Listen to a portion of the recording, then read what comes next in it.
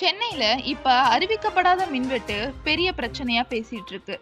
மக்கள் ரொம்ப கோவமா இருக்காங்க. இந்த சூழ்நிலையில அதிமுக முன்னாள் அமைச்சர் ஜெயக்குமார் தாவேக எம்எல்ஏக்களை கலாய்த்து ஒரு ட்வீட் போட்டிருக்காரு. அதுல என்ன சொல்றாருன்னா, தொடர் மின்வெட்டுன்னு ஒரு கூட்டம் எம்எல்ஏ வீட்டுக்கு போய் சவுண்ட் கொடுக்குறாங்க. அப்போ ஒருத்தர் வெளியே வந்து எம்எல்ஏ ஊர்ல இல்லைன்னு சொல்றாராம். உடனே எல்லாரும் கலைஞ்சு போயிட்டாங்களாம். ஆனா வெளியே வந்து சொல்லிட்டு போனவரே அந்த எம்எல்ஏன்னு யாருக்கும் தெரியல.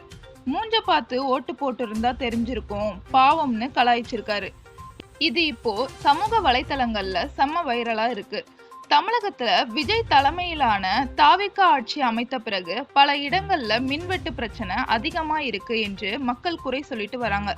இதுக்கு இடையில வேட்பாளர் யாருன்னே தெரியாம விஜய் பேருக்காக மக்கள் ஓட்டு போட்டிருக்காங்கன்னு எதிர்க்கட்சி முன்பே விமர்சனம் பண்ணி இருந்தாங்க. அதையே இப்போ ஜெயக்குமார் தனது ஸ்டைல்ல கலாய்ச்சி ட்வீட் போட்டிருக்காரு.